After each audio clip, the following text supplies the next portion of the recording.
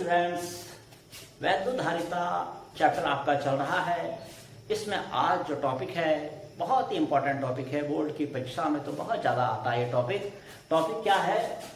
दो आवेशित चालकों को परस्पर जोड़ने पर आवेशों का पुनर्वितरण व पुनर्वितरण में ऊर्जा का ह्रास।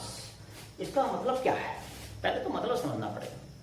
मतलब यह है कि भाई जैसे दो चालक हैं, मान लिया एक चालक यह है, एक चालक यह है, इसका नाम ए है, इसका नाम बी है। चलो नाम इनका जरा नीचे लिख देते हैं, ये ए है भाई, ये बी है। मान लिया इसमें पहले आवेश Q1 है, इसमें आवेश Q2 है, और माना इसका विभव V1 है, इसका विभव V2 है, इसकी धारिता C1 है, इसकी धारिता C2 है। धारिता का मतलब तो होता है आवेश ग्रहण करने की क्षमता। इसका मतलब ये नहीं होता कि इसमें कितना आवेश है, आवेश तो इसमें Q1 है, हाँ ग्रहण करने की क्षमता इसकी C1 है। ऐसा ही इसके साथ है। अब हुआ क्या, अगर हम इन दोनों चालकों को आपस में जोड़ दें तो आपस में जोड़ने पर होता क्या है कि आवेश अधिक विभव वाले चालक से कम विभव वाले चालक की ओर बहता है जब तक दोनों का विभव समान ना हो जाए। अर्थात होता यह है कि जैसे अगर इसका विभव अधिक है तो इससे आवेश इस तरफ बहेगा, तो इसमें आवेश की मात्रा कम हो जाएगी और यहाँ आवेश की मात्रा बढ़ जाएगी। अर्थात अब आवेश Q1 Q2 नहीं रहेगा, कुछ और हो जाएगा। यही पुनर्वितरण कहलाता है। तो चलिए सबसे पहले यही काम करते हैं और देखते हैं कि भाई क्या जब हम आवेशित चालकों को परस्पर जोड़ते हैं तो आवेशों के पुनर्वितरण के बाद जो उनका आवेश आता है दोनों चालकों का, उस आवेश के लिए क्या सूत्र होता है। पुनर्वितरण के बाद जो आवेश बचता है उस आवेश का कोई सूत्र बनता है क्या? आई बात समझ में? क्या उस आवेश का इनकी धारिताओं से कोई संबंध है? इस संबंध को हम देखते हैं। तो सबसे पहले हम इसको लिखना शुरू करेंगे। पहले तो इन दोनों चालकों के बारे में लिखना पड़ेगा। माना वही बात जो समझाई, माना चालक ए व बी की धारिता क्रमशः C1 व C2 है। इनको Q1 व Q2 आवेश देने पर इनका विभव V1 व V2 हो जाता है। ये बात आपको समझना पड़ेगा। किसी चालक को मान आवेश देने का मतलब क्या हुआ? जैसे कोई एक चालक है, उस पर आवेश नहीं है, तो आपको आवेश कहीं दूर से, डेरिवेशंस में हम अनंत मानते हैं, अनंत से लाना है और इसको देना है। तो इसके लिए कार्य करना पड़ता है। ओके, ये पहले समझा चुका हूं मैं। अब इसके लिए जो काम करना पड़ता है वो काम इसमें ऊर्जा के रूप में संचित हो जाता है। तो मान लिया आपको W काम करना पड़ा Q1 आवेश लाने के लिए अनंत से, तो भाई अब आप जानते हैं कि अब इसका विभव क्या होगा? विभव हो जाता है W1/Q1। ओके, इतनी बात समझ में आई? भाई आपको Q1 आवेश लाने के लिए अगर W1 काम करना पड़ा तो इसका विभव क्या हो जाएगा? V1 = W1/Q1। अगर आपको ज्यादा आवेश देना है तो आपको ज्यादा काम करना पड़ेगा। जब ज्यादा काम करना पड़ेगा तो इसका विभव ज्यादा हो जाएगा। अर्थात आवेश पे डिपेंड है विभव। ये बिल्कुल स्पष्ट है, इसमें कोई प्रॉब्लम नहीं है। तो चलिए आगे चलते हैं। अब आपको पता चल गया कि भाई धारिता C1 है, इसकी C2 है, इसको Q1 आवेश दिया तो इसका विभव V1 हो गया, इसको Q2 दिया तो इसका विभव V2 हो गया। तब इनमें संबंध क्या बना? हम कह सकते हैं कि भाई आप ये Q1 = पहले चालक के लिए अगर आप बोले तो आप कह सकते हैं, एक फॉर्मूला है आपके पास C = Q/V, तो यहां से आप Q = CV कह सकते हैं। अर्थात पहले चालक के लिए Q1 = कह सकते हैं C1 V1, और दूसरे चालक के लिए Q2 = कह सकते हैं C2 V2 इक्वेशन नंबर 2। आई बात समझ में? क्लियर हो गया जी? बिल्कुल, ये बात तो बिल्कुल क्लियर हो गई। अब भाई अब क्या करो, अब इन दोनों चालकों को आपस में एक तार के द्वारा जोड़ दो। जब तार के द्वारा जोड़ेंगे तो मैंने आपको अभी भी बताया कि आवेश अधिक विभव वाले चालक से कम विभव वाले चालक की ओर बहेगा, और तब तक बहेगा जब तक कि दोनों का विभव समान ना हो जाए। माना समान होने के बाद इनका विभव V है, इसको लिखना पड़ेगा। माना तार से दोनों चालकों को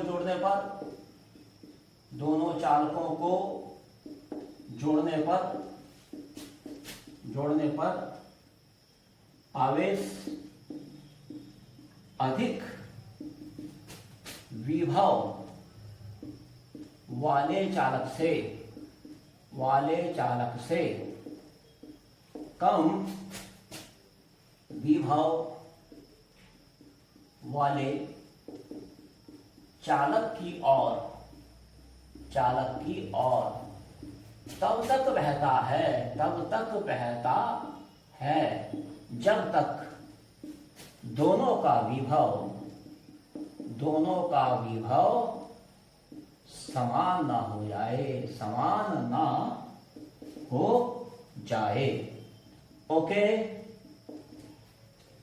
मान लेंगे माना यह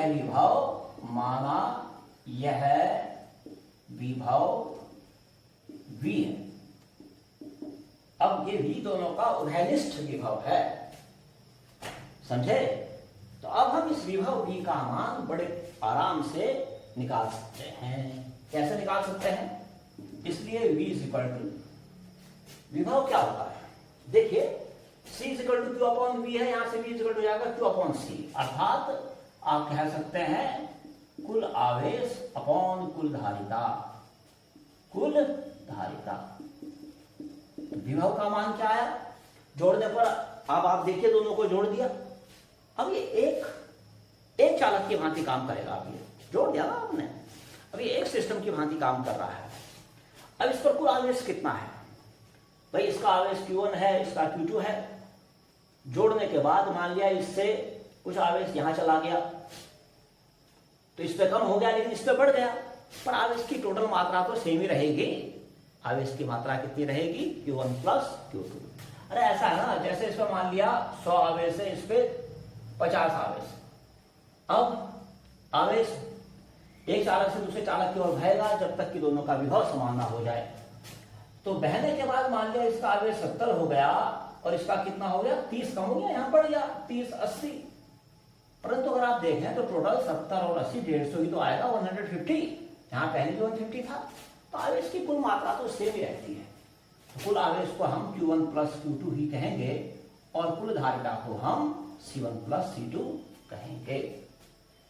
तो इसकी वैल्यू कितनी हो जाएगी? V इज इक्वल टू हो जाएगी Q1 की जगह C1 V1 plus C2 V2 upon हो गया C1 प्लस C2। ये आपका एक फॉर्मूला बनता है जो कि हमें यहां यूज करना होता है जगह जगह।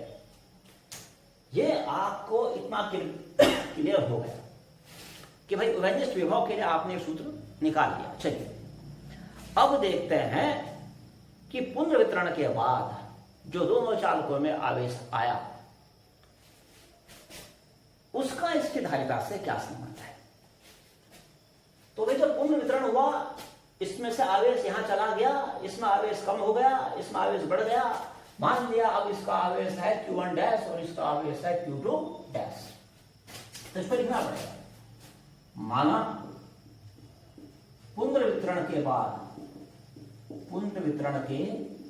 बाद चालकों का आवेश Q1 डैश व Q2 डैश है। इसलिए अब आप अगर देखें तो Q1 डैश की वैल्यू कितनी आ जाएगी? Q1 डैश अब पुनर्वितरण के बाद है Q1 डैश, पहले चालक में आवेश कितना आएगा? यह आ जाएगा आपका, फॉर्मूला तो यही है Q इक्वल टू CV। पहले चालक की धारिता कितनी है? C1। धारिता नहीं बदलेगी भाई, पहला चालक की धारिता नहीं बदलेगी, धारिता को उसकी आवेश ग्रहण करने की क्षमता होती है, उसकी जितनी क्षमता पहले थी वो क्षमता हमेशा बरकरार रहेगी, उसमें कोई परिवर्तन नहीं होगा। ओके, लेकिन जोड़ने के बाद विभव बदल गया, दोनों का विभव क्या हो गया, V। तो हमने इसको कर देना है V। This is question number 4। और Q2 डैश कितना हो जाएगा दूसरे चालक के लिए, धारिता C2 लेकिन विभव हो गया V। आई बात समझ लो आपके, इतना तो बिल्कुल क्लियर हो गया। चलिए मैं यहां लिखता हूं इसको। अब इन दोनों को डिवाइड करिए आप, 4 को डिवाइड कीजिए 5 से, तो आ जाएगा Q1 dash upon Q2 dash is equal to, जब इसको इससे डिवाइड करेंगे तो आ जाएगा C1 अपॉन C2। ये देखिए आप, तो इससे क्या सिद्ध हुआ कि पुनर्वितरण के बाद जो आवेश का अनुपात है वो उनकी धारिताओं के अनुपात में होता है। अर्थात जब इसमें पुनः वितरित हुआ आवेश, तो इनमें जो अब आवेश बचा उसका अनुपात इनकी धारिताओं के अनुपात में ही होता है। यह आपने सिद्ध कर दिया।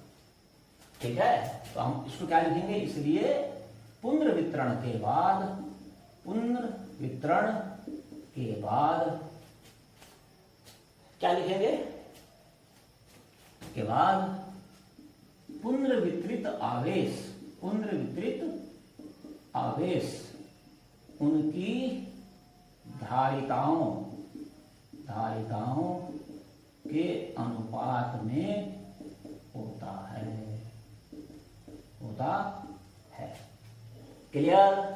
ये आपको समझ में इतना आ गया। कभी कभी ये भी लिखा होता है क्वेश्चन में कि सिद्ध कीजिए कि यदि दो आवेशी चालकों को परस्पर जोड़ें तो पुनर्वितरण के बाद उनमें आवेश की मात्रा उनकी धारिताओं के अनुपात में होती है। तो तब आपको खाली इतना सिद्ध करना है।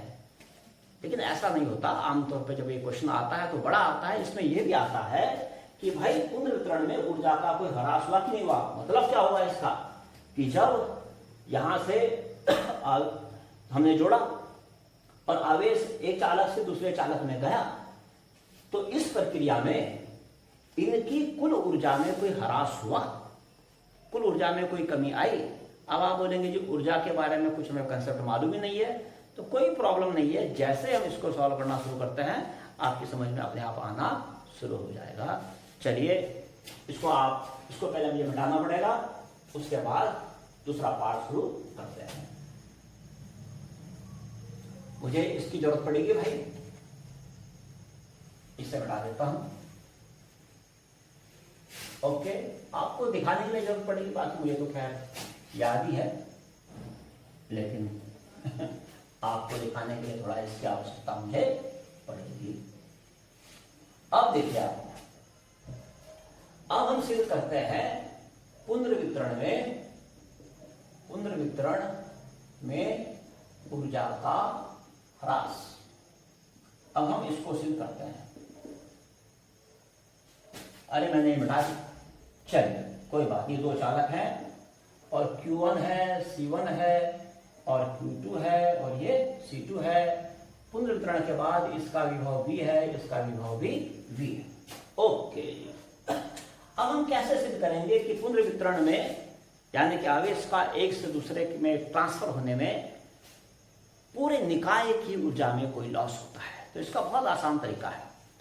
आप सबसे पहले बिना इनको मिलाए, यानी कि आवेशों को जोड़ने से पहले इसकी ऊर्जा निकाल लीजिए, फिर इसकी ऊर्जा निकाल लीजिए, दोनों को जोड़ दीजिए।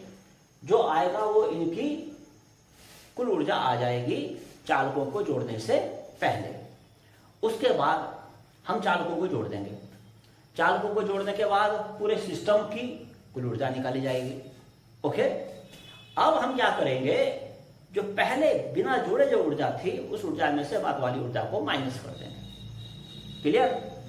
अगर ऊर्जा का अंतर माइनस करके अगर पॉजिटिव संख्या आती है, धन संख्या आती है, तो समझ लो ऊर्जा का ह्रास हुआ। कैसे? मान लिया आपके पास 15 रुपए हैं और किसी प्रक्रिया में अब उसके बाद आपके पास बचे 10 रुपए, तो 15 में से 10 हटाइए, कितना आएगा? +5 आएगा ना।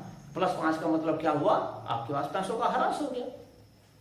और अगर पहले 15 रुपये थे और किसी प्रक्रिया में यानी कि दोस्त के साथ आपने कुछ कार्य किया, कार्य करने के बाद आपके पास 20 रुपये हो गए, तो भाई अब ऊर्जा का यानी कि पैसों का ह्रास कहाँ हुआ? अब तो आपने पैसे कमा लिए हैं, अब ये आपका ऊर्जा का ह्रास नहीं होगा, क्योंकि तब आप क्या करेंगे, पहले के पैसे 15 में से बाद के पैसे 20 घटाइए तो माइनस में आएगा, तो फिर पैसों का ह्रास नहीं हुआ। उसी प्रकार से हमें यहाँ करना है, हमें क्या करना है आप समझ चुके होंगे कि पहले जोड़ने से पहले की दोनों की कुल ऊर्जा निकालेंगे, फिर जोड़ने के बाद की कुल ऊर्जा निकालेंगे और उसके पश्चात उसको माइनस कर देंगे, और माइनस करके अगर पॉजिटिव संख्या आती है तो हम कहेंगे कि ऊर्जा का ह्रास हुआ है। ठीक है जी, तो सबसे पहले शुरू करें, चलो लिखते हैं, जोड़ने से पहले ये चालक ए है, ये चालक बी है, चालक ए की ऊर्जा बताइए जी। कल ही आपने ऊर्जाओं के लिए आपने सूत्र याद किया था, तो जोड़ने से पहले इसकी ऊर्जा कितनी आ जाएगी, C1 V1 स्क्वायर। जोड़ने से पहले ये V तो मैंने बाद में लिखा है, पहले तो V1 V2 है, और जोड़ने से पहले यह है फर्स्ट चालक की, दूसरे चालक B की ऊर्जा यह आ जाएगी हाफ C2 V2 स्क्वायर। इसलिए जोड़ने से पहले कुल ऊर्जा कितनी आ जाएगी भाई, कुल ऊर्जा के लिए दोनों को प्लस कर दीजिए, पहले की ऊर्जा इतनी है, दूसरे की ऊर्जा इतनी है, कुल ऊर्जा इनको जोड़ करके निकल गई। ये ऊर्जा इसकी है, ये ऊर्जा इसकी है, और जोड़ने से पहले जब हमने इनको आपस में लिंक नहीं कराया है उससे पहले टोटल ऊर्जा इतनी है। अब करते हैं जोड़ने के बाद, जोड़ने के बाद निकाय, अभी निकाय बन जाएगा, एक सिस्टम बन जाएगा, निकाय की कुल ऊर्जा। अब निकाय की कुल ऊर्जा कैसे निकालेंगे भाई, फॉर्मूला वही लगेगा हाफ CV स्क्वायर। लेकिन C क्या है, अब आपने इसको जोड़ दिया है, अब इसकी धारिता हो चुकी है C1 प्लस C2, तो धारिता हो गई C1 प्लस C2, और V, अब दोनों का जो विभव है वो समान हो चुका है, विभव V हो चुका है, तो उसे लिखेंगे V का स्क्वायर। ये हो गया जी जोड़ने के बाद। बात समझ में आ गई आपके? तो is equal to half C1 plus C2 into V की जगह लिख लीजिए C1 V1 plus C2 V2 upon C1 plus C2, यहां से लिख रहा हूं मैं, V की वैल्यू यहां से यहां रख रहा हूं, और इसका आ गया होल स्क्वायर। ओके, इसका यूज भी खत्म भाई, आपने देख लिया कि मैंने समीकरण 3 से मैंने इसकी वैल्यू लिखी। तो जोड़ने से पहले हमने इनकी कुल ऊर्जा निकाल ली, फिर हमने जोड़ने के बाद इसकी कुल ऊर्जा निकाल ली। ठीक है, अब हम देखते हैं ऊर्जा में ह्रास। हमें तो ऊर्जा में देखना है कि ह्रास होता है कि नहीं होता है। तो ऊर्जा में ह्रास के लिए अब आप क्या करें, ये जो पहले की ऊर्जा है इसको मैं U इनिशियल UI नाम दे देता हूँ, बाद की ऊर्जा को मैं UF नाम दे देता हूँ, U फाइनल। तो हम U इनिशियल में से U फाइनल को माइनस कर देते हैं, और ये आ जाएगा 1/2 C1 V1 square plus 1/2 C2 V2 square, में से माइनस कीजिए 1/2 C1 प्लस C2 और C1 V1 plus C2 V2 upon C1 plus C2 का होल स्क्वायर। अब देखिए इसके पश्चात क्या होता है, इसके पश्चात होना क्या है, 1/2 C1 V1 square plus 1/2 C2 V2 square, तो ये हो गया माइनस C1 प्लस C2 से जब C1 प्लस C2 का स्क्वायर कैंसिल होगा तो यहाँ केवल C1 प्लस C2 बचेगा। देखिए ये इसका भी स्क्वायर है, इसका भी स्क्वायर है, कैंसिल होने पे नीचे केवल C1 प्लस C2 बच जाएगा। तो क्या आ जाएगा हाफ, ऊपर तो यही रहेगा C2 V2 का होल स्क्वायर, लेकिन नीचे बच जाएगा केवल C1 प्लस C2। ये आपने इतना काम कर दिया।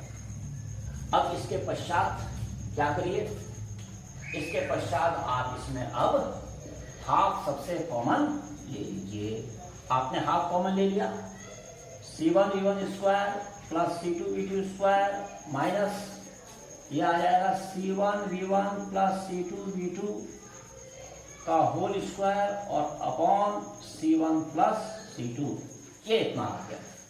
अब इसके बाद कैसे सॉल्व करते हैं, इसके लिए मुझे अब इसको भी हटाना पड़ेगा।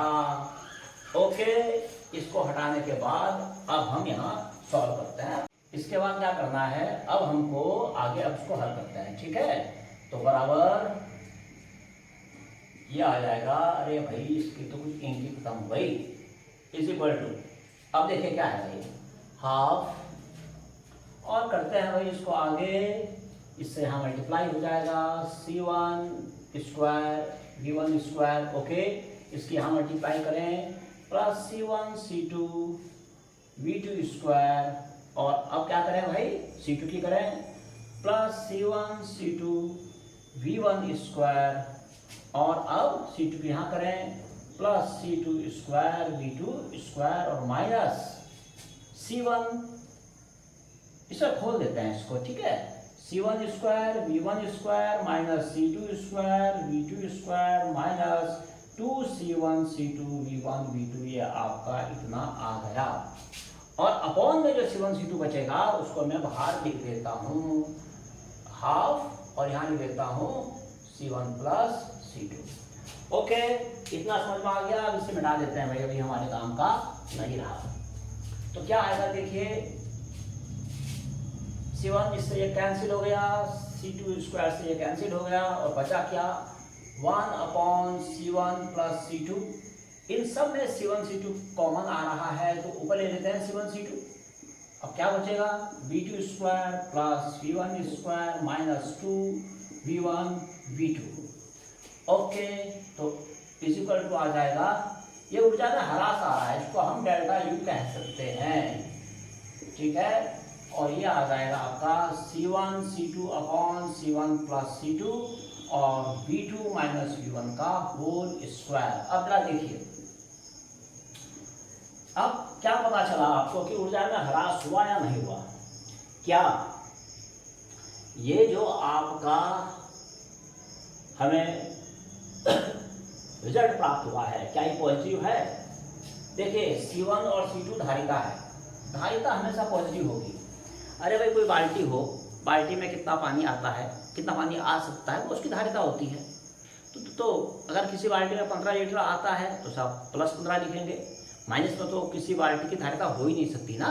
तो इसी प्रकार से चालक की धारिता यानी कि उसके आवेश को ग्रहण करने की क्षमता भी कभी माइनस में नहीं हो सकती। तो ना तो C1 माइनस में होगा, ना C2 माइनस में होगा, और ये आपकी स्क्वायर नंबर है, स्क्वायर यानी कि वर्ग संख्या कभी भी माइनस में हो नहीं सकती। तो ये पूरी संख्या क्या है आपकी, पॉजिटिव। ओके, इसलिए क्या सिद्ध हो गया कि ऊर्जा में ह्रास होता है, अर्थात आवेशों को परस्पर जोड़ने के पश्चात आवेशों के पुनर्वितरण की क्रिया में हमेशा ऊर्जा में ह्रास होता है।